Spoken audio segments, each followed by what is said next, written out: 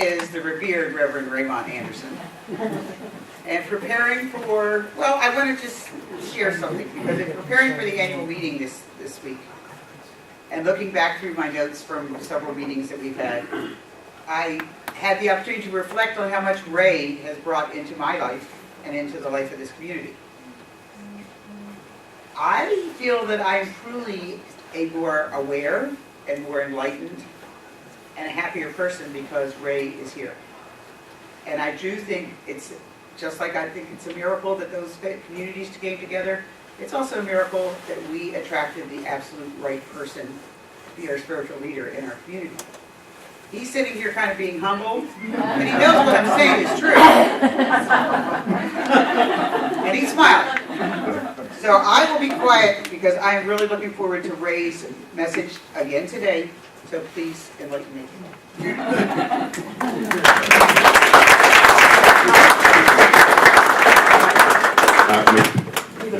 Theoretically, testing. I don't know if I'm on. He's on. I'm on? No, he's on. I haven't seen him. I'm on? I'm on. So, so for those who do not know, Centers for Spiritual Living, they do this thing where ministers submit the outlines or the themes for the year and themes for the month and then themes for the week that we can follow if we want to, or we don't, we can choose not to. And so, for the most part, I've been choosing to follow along with the themes because there are thousands of other centers around the planet also talking about this thing, right? So there's this element of cohesiveness and unity, knowing that there are thousands upon thousands of other people talking about this same thing today. Understanding our interdependence. And yet, there are days when I look at the outlines and I'm not sure what to say. And it's not that I don't know what to say, because I've always got something to say. It's I don't know if we're ready to hear what Ray wants to say. Ready. Like, that's the thing.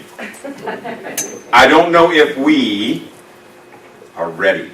So I'm going to ask you, are you ready? Yeah. Okay, ready or not? So, in order to really kick this off, because we're going to go, I feel like I'm Captain James T. Kirk right now. We are boldly going to go where we've never gone before. So I'm going to open it up with just that word, interdependence. To you, what does that mean? Give me at least three things, three sharings of what does it mean to you to have or to be interdependent. Spiderweb. Spiderweb. So the symbolism of connectedness. Relationships. Okay. Now let's take that idea and understand and shift it, because oftentimes we think of interdependence from a place of codependence.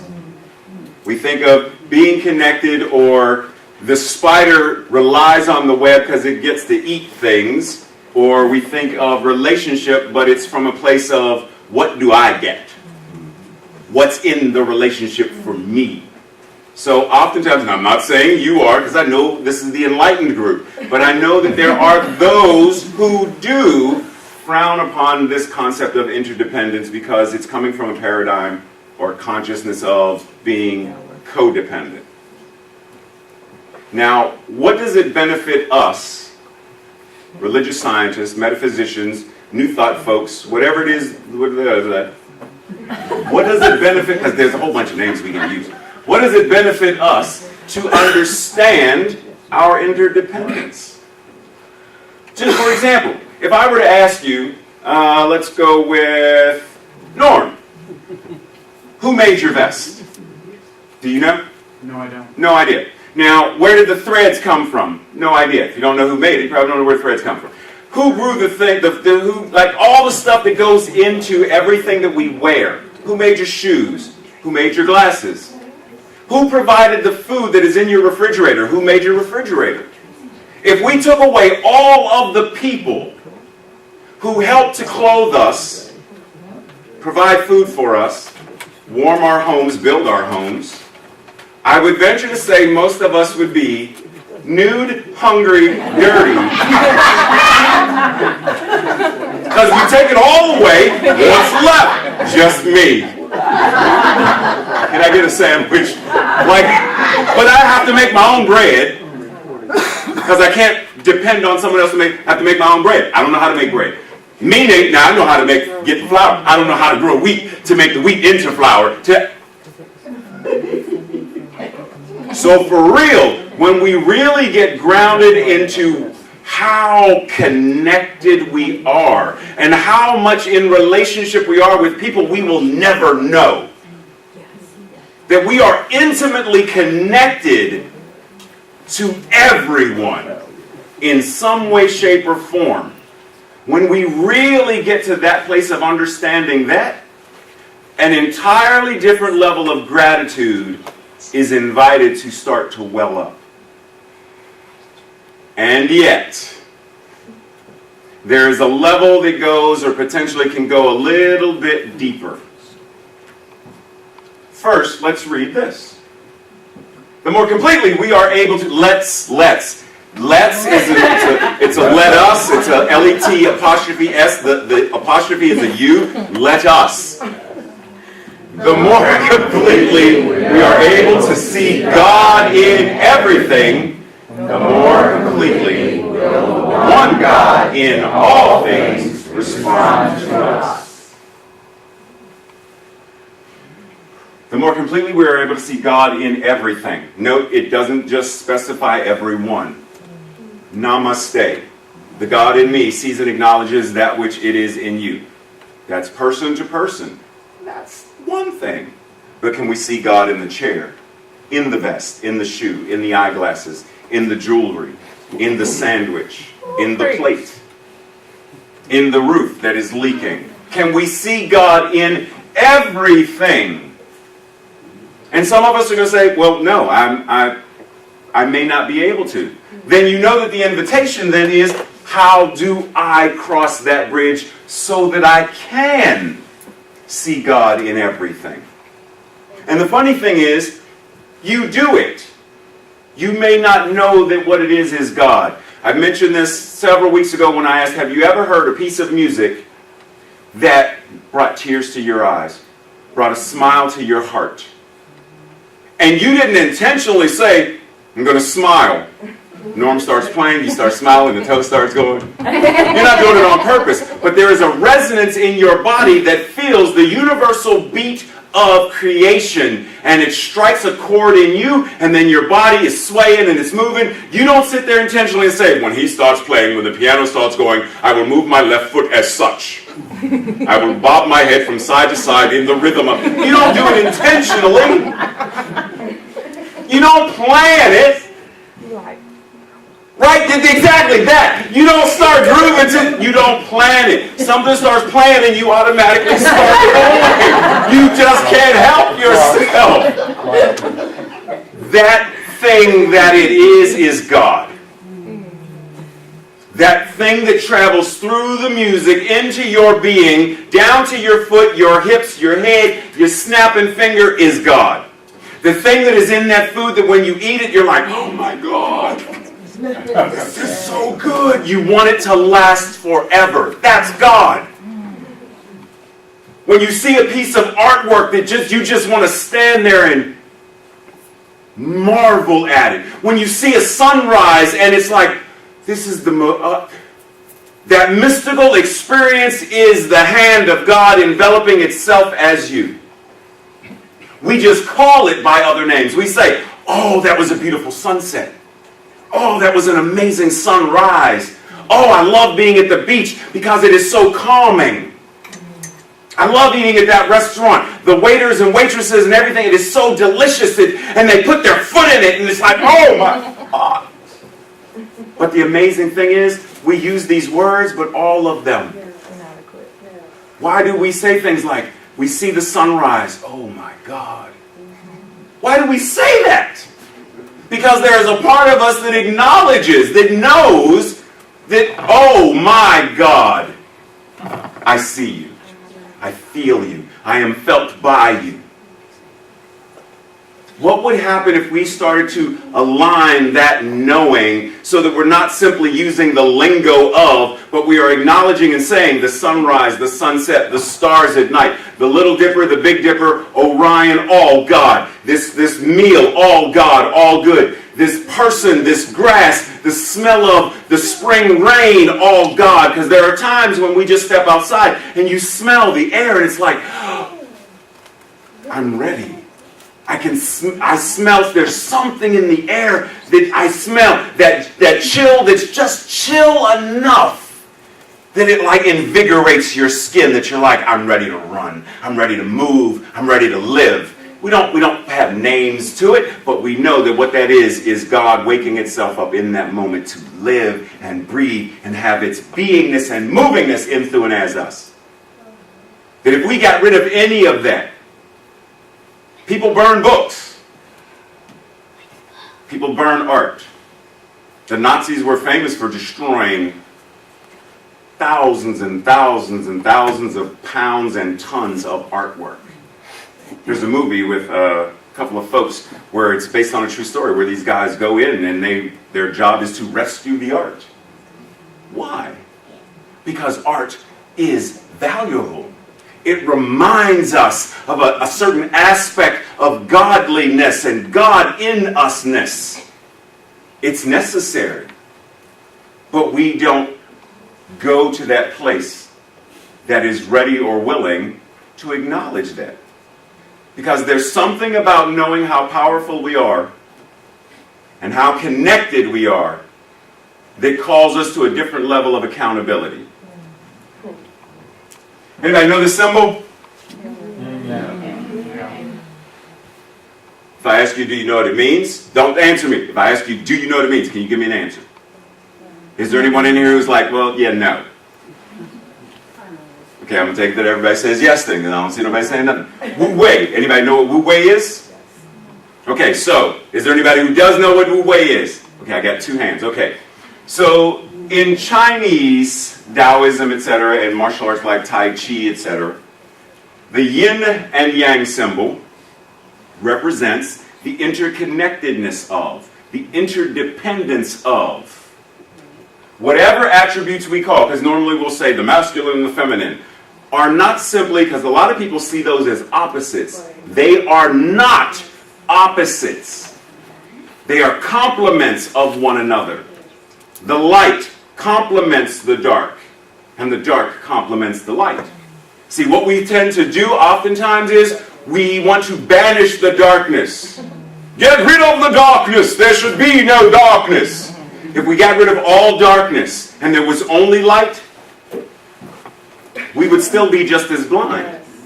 Because there would be no depth. We need shadow to add depth. Shadow is darkness that is being cast from light. They dance together. Masculine and feminine, not talking about people, talking about the energies of. They are not opposites. This is not men are from Mars and women are from Venus. Blah, blah, blah. No.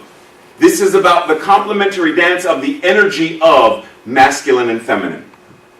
The complementary dance of when I raise my hand, raise my arm, when we raise my arm, gotta get the anatomy right, when I raise my arm, there are muscles that are contracting to pull, but there are also muscles moving in the opposite direction to give to the pull. So it's not just a contraction, there is also an expansion. So every movement, just the step we take, takes thousands upon thousands of little intricate muscles, tendons, and things moving, expanding and contracting to make one thing happen. When we really get to the depths of understanding how we are interwoven in this thing, the entire complexion of our lives change. Wu Wei is the Chinese philosophy of doing without doing. Getting things done by doing less. Being efficient. Now, I'm going to challenge something that Robin said.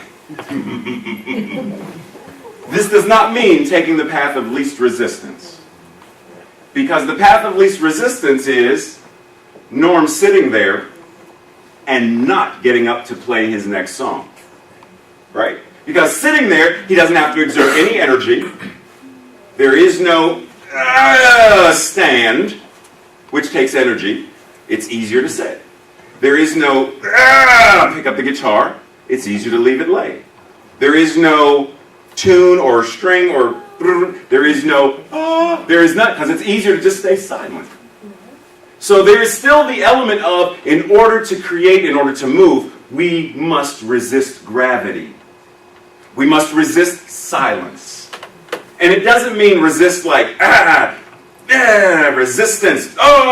It means to surrender to the process that it takes in order to create. You understand what I'm saying? We have to surrender to the effort to dance in whatever it is we are dancing in, whatever it is we're creating. We have to surrender to it. We have to allow whatever that is to rise, otherwise we cannot create. First picture. What is that picture of? That one right there. See, I knew the artist would call it out. But for the average individual, you think it's a picture of a bicycle. But it's not. The artist did not draw the bicycle. The artist drew the space around. Negative and positive space. But it is not a picture of a bicycle. It's actually a picture of the space around the bicycle. Same as the second one. It's a picture, because if you can see it, the pencil marks are here. They drew the space around the bicycle. But what your eye does is focuses on... How often do we do that, though? How often do we focus on something that isn't really there and we think it is? How often do we focus on the problem thinking that what we think we see is the problem and it's not? But what happens when we expand our vision and we understand that there is a dance between that which is the positive space and that which is the negative space? And even within the negative space, I can use this space as... So what happens if we completely flip the paradigm of how we use consciousness? Instead of focusing on what's comfortable, what happens if we focus on shifting by moving into the place that discomfort is? What happens then? Right? Now, are you ready? This is where we get ready to get into the meatiness. There's a minister, fellow colleague, who posted on Facebook earlier this week a comment that I'm going to just read what he posted on this website, on this Facebook page. I don't think Science of Mind, CSL, is radically inclusive, though it may desire to be. It rarely does the work to live up to that. Now, this is someone who's been a minister far longer than I have. And no, it's not Brian. Because I know some of you are like, that's always something Brian would say. No, it's not Brian. Somebody else. It's a minister who, he himself is white, his wife is black, and his son is black. I don't think Science of Mind, or CSL, is radically inclusive. Though it may desire to be, it rarely does the work to live up to that. I commented to him and I said, mic drop. And he said, let me be clear. Our theology/philosophy is inclusive. It's a liberation theology with radical implications. And I'm all for that. However, we are in the world. However, what we are in the world is based on how we enact and practice said theology. And we don't practice radical inclusion. Not yet, anyway. To be totally honest, most of the time I observe is practicing a theology of privilege. Let that sink in for a second. Because if what he is saying is accurate, then the invitation is for all of us to find out, what does this mean? What does this look like? For those who may not know, so let me clarify a little bit more. Liberation theology is a movement in Christian theology that was developed mainly by Latin American Roman Catholics that emphasizes liberation from social, political, and economic oppression as an anticipation of ultimate salvation. So it's not just for them, it's not just about Jesus saves, it's about being saved from oppression that is social, oppression that is political, oppression that is economic. Let's go back to what Reverend Dr. David said. It's a liberation theology with radical implications. Where and how are we as a movement is one conversation, which you can't answer. But you can answer for yourself, or at least begin to find the places in yourselves where this kind of oppression is showing up. Now, let's take it a step further. What is a comfort food? Mac and cheese. Chocolate cake, mac and cheese, mashed potatoes, one more. Lasagna. Ice cream and Lasagna. lasagna. Why are those the comfort foods? No one said salad. Why is salad not a comfort food? Salad makes you healthy. It makes me happy. It doesn't fill you. It doesn't fill you. Eat a bigger bowl of it. You can, right? Y'all, you can. You can eat enough salad that you can get full. You go to Olive Garden, they got an endless salad. You can get enough salad if you want enough salad. Come over our house. Tracy doesn't make a little bit of salad. Tracy makes enough salad to feed the world. But why do we not eat? Why is salad not a comfort food? Why are those other things comfort foods? They have carbs. They have sugars and carbs. They brain do to feel good. because they have certain chemical things that cause our body to respond in a certain way. Yes, there is also the element of comfort foods that, well, I remember when my grandma used to make this and it reminds me of when I had with grandma. Yeah, there's that element too. So there's the emotional, the connective part, yes. But there is also the chemical part of what the food is doing to us and through us. But what are we seeking comfort from? Usually, say again? Lots of things. Usually we seek and or crave comfort foods when we've had a bad day. When there's been a relationship breakup. When something isn't going, then there's the craving for. Do we sit in that feeling enough? See, it's easy to point at the alcoholic, the drug addict, the workaholic, the sexaholic. It's easy to look at them and see, I see what your addiction is.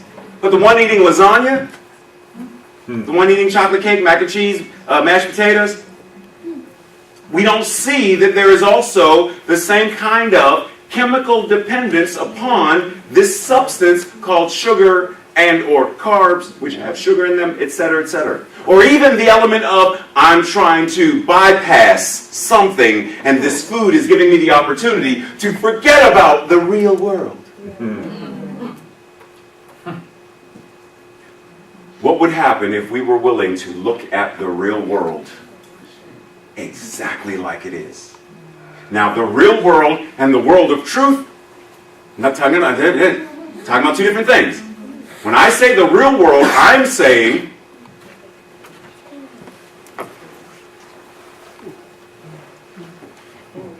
who let's see, where do I want to start? Because I got a couple of let's go here. Who is Ralph Northam? Anybody know? Virginia governor. Governor of Virginia. Now, check this out. Let's see. Apart from, because what you may know him from is, apart from the blackface incident in the yearbook, which recently came up, he is an American politician and a physician serving as the 73rd governor of Virginia since January 13th, 2018. Who in an interview with Gayle King refers to black people who were brought to this America as indentured servants. In 2019, a politician who is a physician as well is somehow not educated enough to know the difference between slavery and indentured servitude? That a professor at one of the colleges decides to start going through all of the yearbooks and finds this image of a mock lynching in the 70s on a fraternity page. And his question is, it's a yearbook. You want to think back upon your friends and the fun times you had in college. Who wants that image in their yearbook? Rock Turner raped a young lady, was caught. She's unconscious. And because what he sought to have was outer course, not intercourse, outer course, the judge says, rather than mess up his life and his career, he serves simply, make sure I get the exact amount of time correct, half a year in county jail and 3 years probation. But he was caught.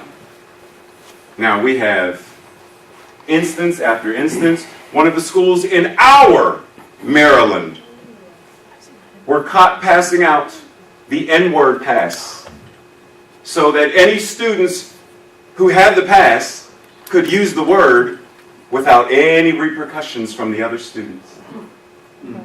And the principal lost her mind when she heard about this. And we could go.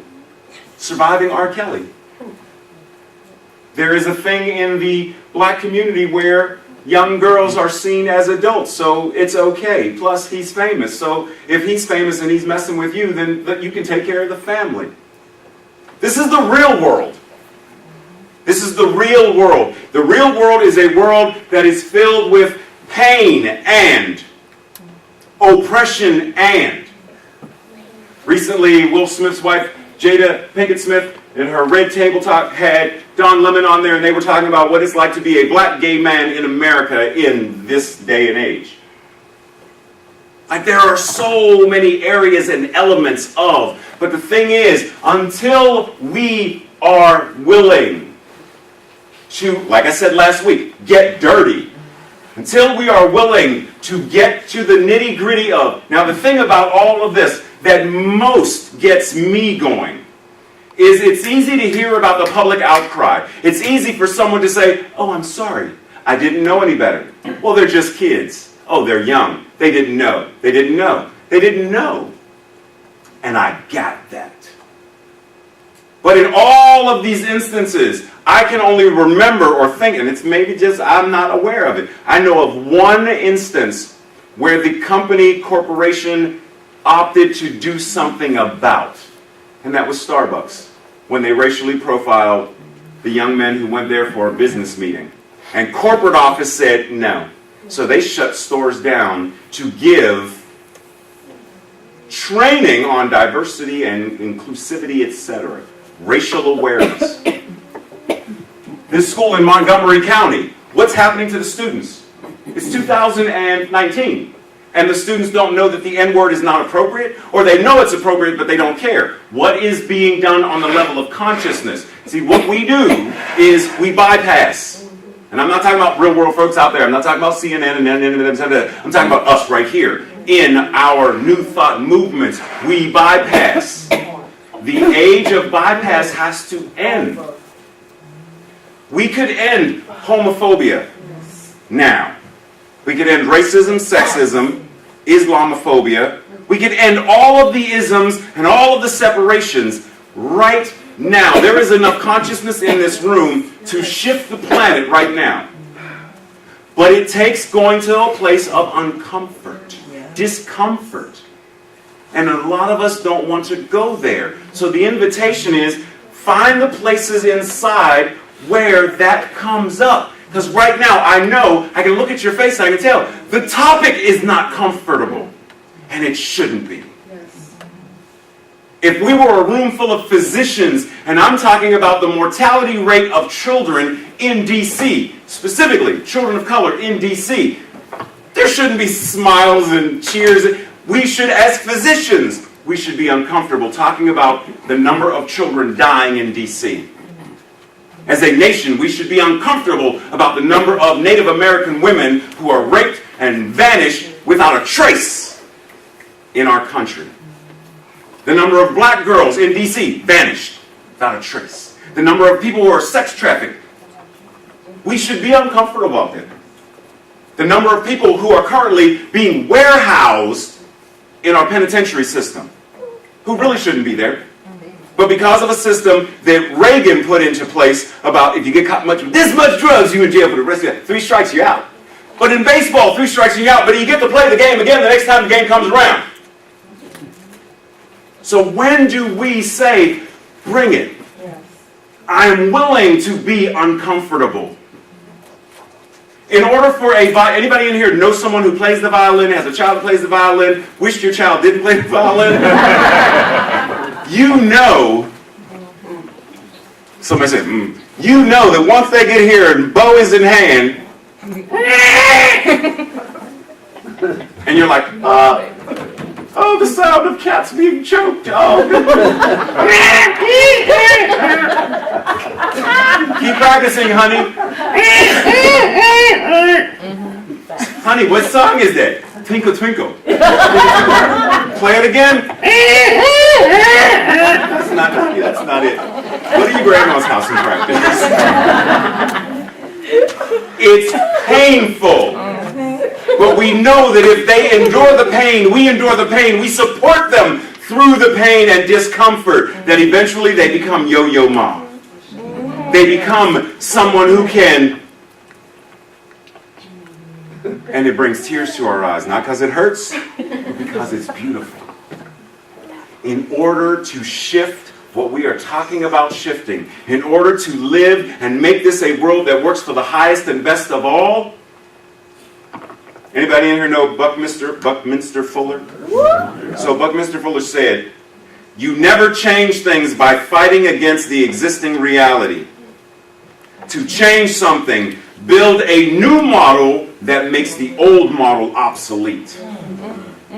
Are we not being invited to make the old model of racism? Because in order for racism to exist, there has to be a level of interdependence. There has to be a level of interdependence. Somebody is depending on in order for it to exist. In order for sexism to exist, the male chauvinist needs a system that supports him in his male dominance. He is relying on it. And based upon how culture is, the culture relies on him. The culture we live in needs the male-dominated individual willing to step up as the white male who, the black male who dominates the black female, the white female, the etc. female. The culture needs the male to be there because of the way the system is operating. It is a patriarchy of dominance. If we want the patriarchy of dominance to change, to be one of unity, to be one of yin and yang, to be one of cooperation, then we have to make the old model obsolete. That scares a lot of folks. The idea of black and white being equal scares a lot of our white brothers and sisters because for some the idea is, well, if they get there, are they going to put us into chains? Are they going to torture us? But that's still operating from the old paradigm of, I'm talking about change the model altogether. Change the paradigm altogether. One of the things I challenged folks before with the whole idea of the Second Amendment, right to bear arms. What if right now, this young man has in his mind the idea, the technology to make the... If we're familiar with Star Trek Next Generation, you know the little room that they go into that they can create whatever they want to create? The holodeck. The holodeck. Holodeck. Right? It's a holographic program where they can create whatever they want to create. And say he has in his mind a way to create this. So that you can go there and if you want to hunt, you can hunt, but there are no animals being harmed by the filming of this. So you can go in there with a shotgun, a rifle, or whatever, slingshot, and you can hunt whatever you want to hunt. You want to hunt a Tyrannosaurus Rex? You got it. Whatever you want to hunt, hunt it. but you still don't need a gun. What if right now we could eradicate the paradigm of needing to be protected from anything, any enemies, foreign or abroad? Like any, doesn't matter. What if we got rid of that paradigm? Like what if we understood that all of this is the same thing? MC Escher's hands drawing hands. You are God, drawing your life. There is no separation between what you think, what you be. Because you are God. You are that creative spirit, that creative energy that your thoughts create. So when we go into the idea of whatever this is in the real world as it has to be, because it has been. Racism has to be. War has to be. Death and misery have to be. They have been since before I was born. They're continuing now. They're going to continue long after I'm gone. But what if it doesn't have to be that? We believe that the ultimate goal of life to be a complete freedom from all discord of every nature. What in our lives needs to shift so that that declaration of principle, number 5, we believe the ultimate goal of life to be a complete freedom from all discord. As our Buddhist brothers and sisters would call that, suffering. And there's a difference between pain and suffering. We may feel pain, but we need not suffer. When do we individually sit down and say, I am willing to go to that place? Anybody familiar with Frank Herbert? Right, Frank Herbert, thank you. So Frank Herbert, author of Dune, there's a part where,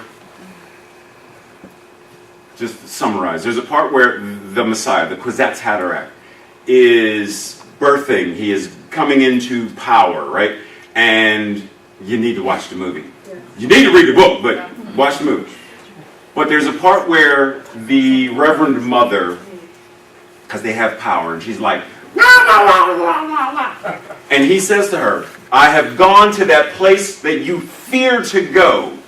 And it was there, in the place that they are afraid to go, that they cannot go, that he went and realized his true power. What happens in our lives if we look at all of the yunk and junk and muck and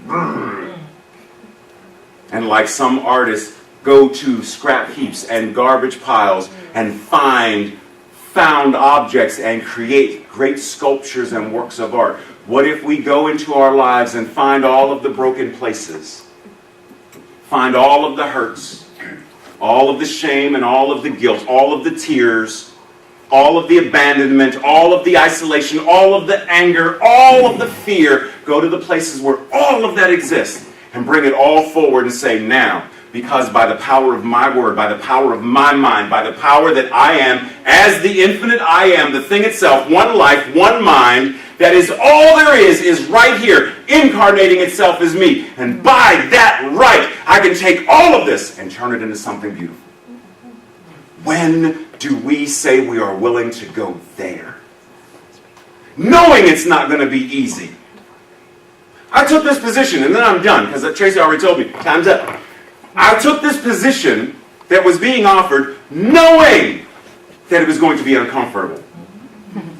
Because I've never done senior minister before. And anytime I've done that, when I first became an interpreter, this whole thing that Renuka is doing right now was extremely uncomfortable for me. First time I performed in front of an audience doing American Sign Language performance art, it was uncomfortable.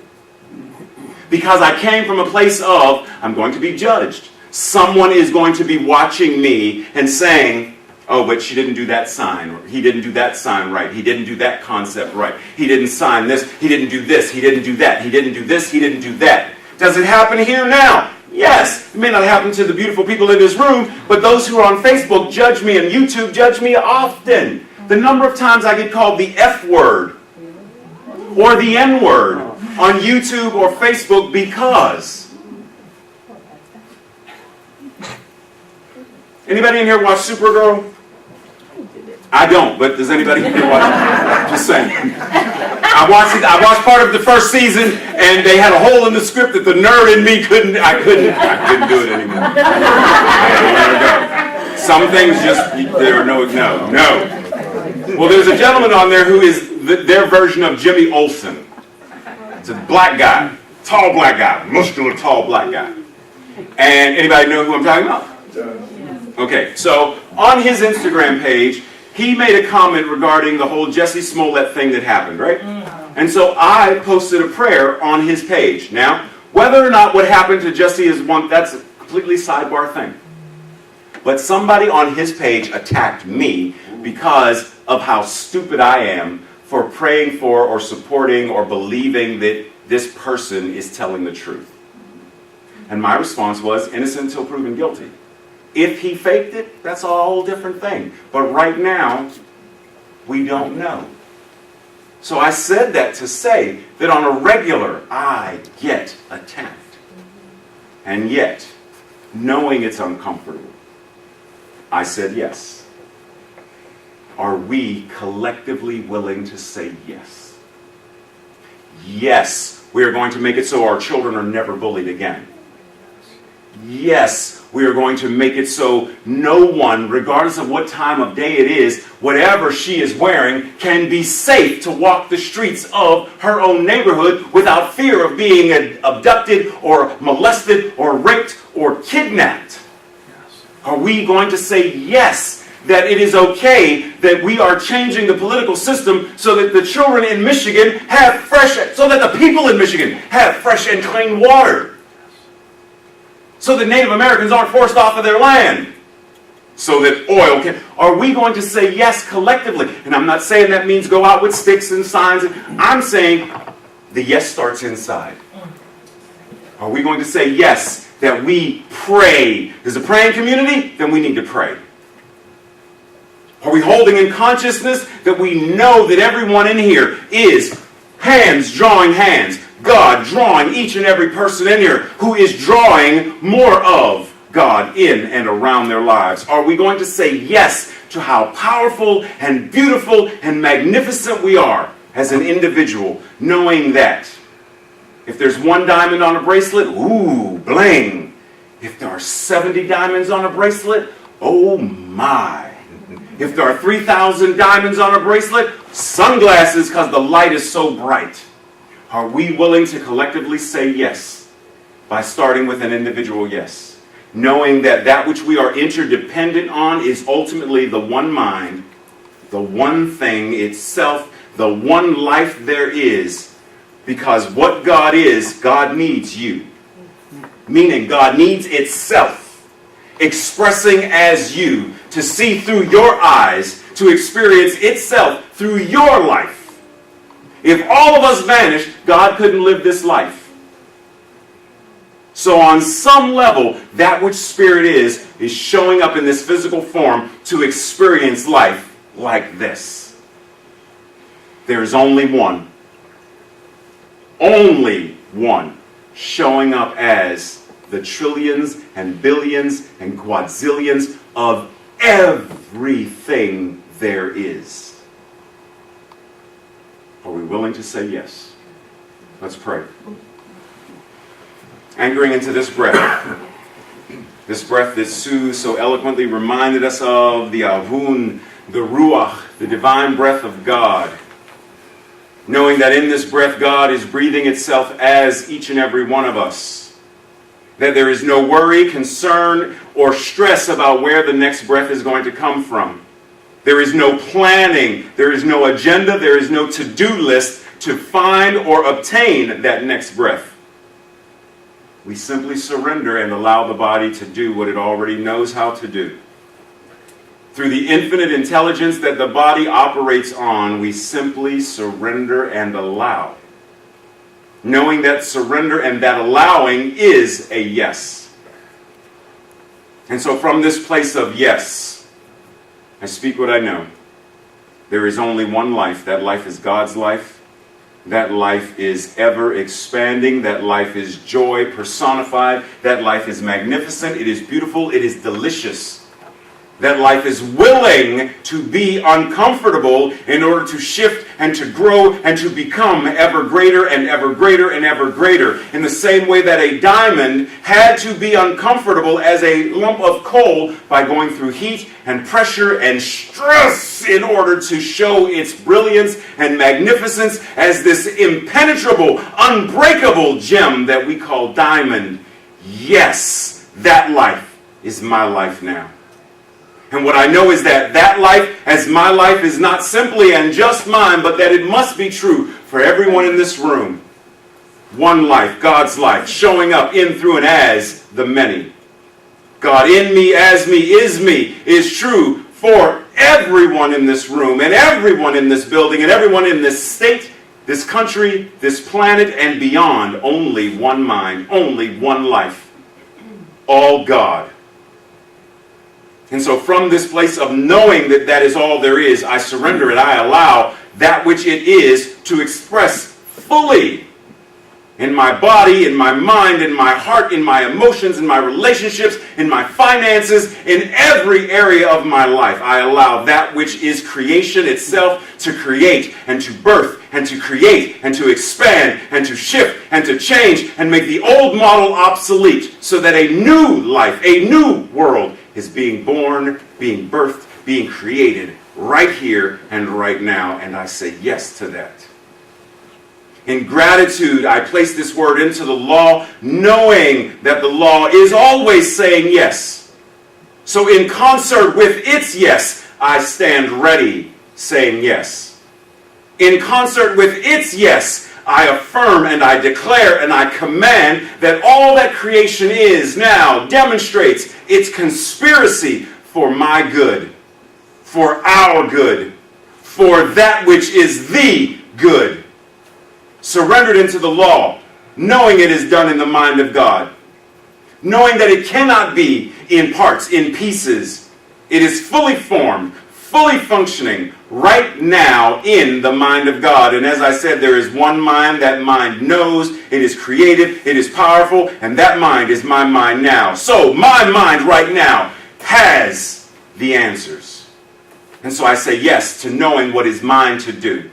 And I affirm knowing that someone in this room hears that sacred yes and is willing to say yes. And someone else hears it and is willing to say yes. And each of us collectively is willing to say yes at some point when the time is right and the time is ready, that we are understanding and moving towards that ultimate goal that we know this is, the ultimate release and surrendering of all discord. Shifting and changing our lives, shifting and changing this teaching, shifting and changing this country, shifting and changing all that life is. Allowing God to be. Surrendered and allowed because I know it is done. Together we collectively affirm, declare, and command, and seal this in truth by saying together, and so it is. Amen.